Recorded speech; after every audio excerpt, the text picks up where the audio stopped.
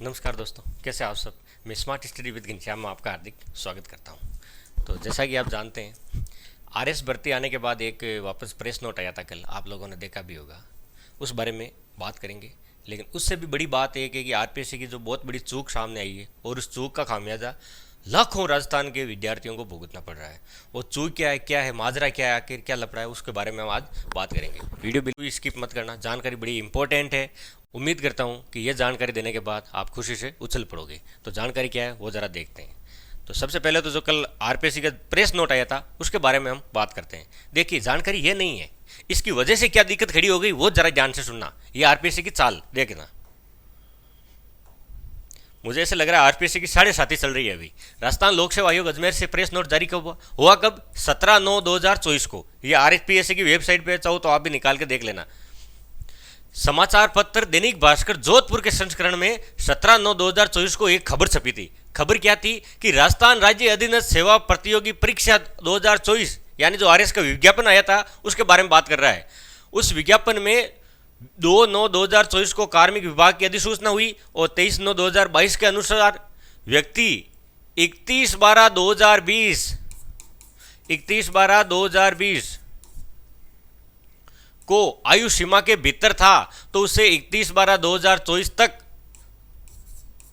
जरा ध्यान से सुनना, 31/12/2024 तक आयु सीमा के भीतर ही समझा जाएगा। कहने का मतलब यह है कि जो पूर्ववर्ती सरकार ने अशोक गहलोत जी के समय में कोरोना के काल की 4 साल की छूट दी थी।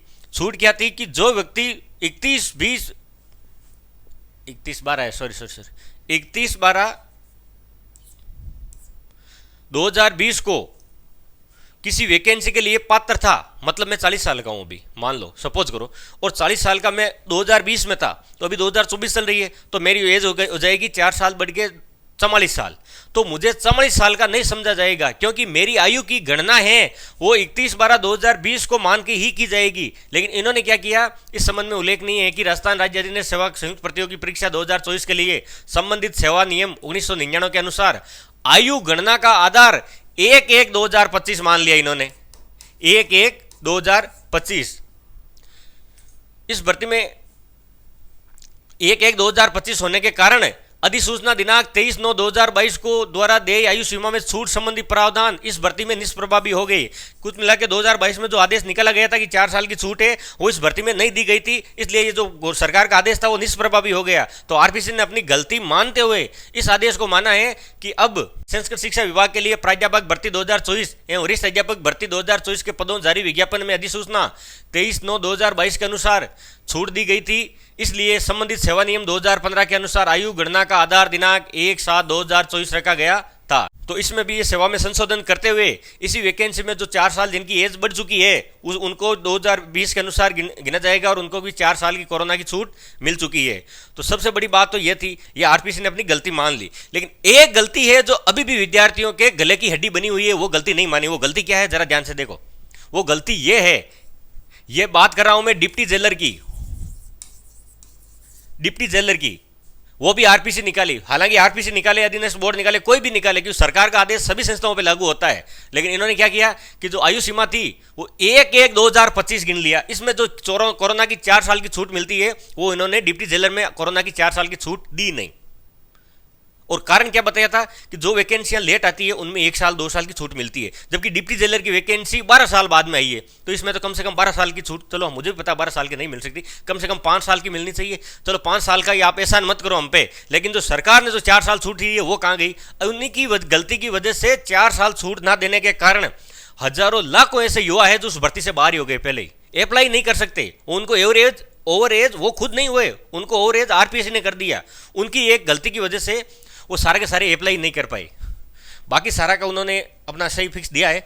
जो अधिकतम आयु गणना वो 26 है, तो 26 ना होकर इसमें भी 4 साल की छूट मिलनी चाहिए ना, लेकिन उन्होंने छूट नहीं दी। तो कहने का मतलब ये है कि जब आरपीएससी अपनी गलती सुधारने पे आ गई है तो गलती सुधारो, तो सबसे पहले गलती से आपने जो डिप्टी जेलर वैकेंसी के विज्ञापन में की थी आयु सीमा संबंधी, उस गलती को सुधारो। और जो छूट बाकी वैकेंसी में दी गई है 4 साल की, वो कोरोना की वजह से आप एहसान मंद नहीं कर रहे हो, वो सरकार ने किया है। तो 4 साल की छूट ही आप डिप्टी जेलर वैकेंसी में मिलनी चाहिए। तो जैसे ही डिप्टी जेलर वैकेंसी में अगर इसका विज्ञापन जारी होता है वापस रिवाइज विज्ञापन जारी करना चाहिए और उसमें भी 4 साल की छूट संबंधी प्रावधान जो नियम है उनमें सुधार करके और वापस विज्ञापन जारी करो। और उसके बाद जो हजारों लाखों ऐसे युवा है जो जिनकी उम्र 26 साल से ऊपर हो गई या उस 4 साल का लाभ नहीं मिल पा रहा है, तो वो वापस अप्लाई कर सकते हैं और अप्लाई करने के बाद उनको भी डिप्टी जेलर बनने का मौका मिल सकता है। तो इस आरपीसी की इस गलती का खामियाजा विद्यार्थी कभी नहीं भुगतेगा। तो हमारा कहने का मतलब यही है कि हमें ये मांग उठानी चाहिए कि जो डिप्टी जेलर वैकेंसी में जो 4 साल की छूट मिलनी चाहिए थी वो अब दे और वापस रिवाइज विज्ञापन जारी करवाए। तो ये तो थी आपके लिए सबसे बड़ी खुशखबरी। उम्मीद है खुशखबरी देने के बाद आपको अच्छा महसूस लग रहा होगा। तो विशेष तौर से उन भाइयों को जिनकी एज ज़्यादा हो गई है, उनकी वजह से नहीं, आरपीसी गलतियों की वजह से, क्योंकि समय समय पे वैकेंसियाँ आती नहीं हैं, 12-12 साल 10-10 साल ऐसे लग जाते हैं। उसमें भी अगर जो सरकार की तरफ से छूट मिलनी चाहिए थी वो इसमें दी नहीं थी। तो हमारा यही अनुरोध है आप सभी से, आप सभी इस मुहिम से जुड़े और जिस तरह से छूट बाकी वैकेंसी में मिल रही है उसी तरह डिप्टी जेलर वैकेंसी में भी छूट मिले और इसका वापस रिवाइज विज्ञापन जारी हो और विज्ञापन जारी होने के बाद हजारों लाखों युवा इसमें अप्लाई कर सकते हैं। तो उम्मीद है आज से आप इस हमारी मुहिम से जुड़ेंगे। तो जितनी भी आपके पास जो भी इंफॉर्मेशन है, जानकारी है, वो आप कमेंट के माध्यम से दे सकते हैं और मैं एक पोल डालूंगा, उस पोल में भी आप अपनी राय बता सकते हैं। तो वैसे ही और कोई नई जानकारी मिलेगी तो आपके सामने तुरंत लेके हाजिर हो जाऊंगा। तो आज की जानकारी यही समाप्त करते हैं। जय हिंद, जय भारत, जय जय राजस्थान, नमस्कार।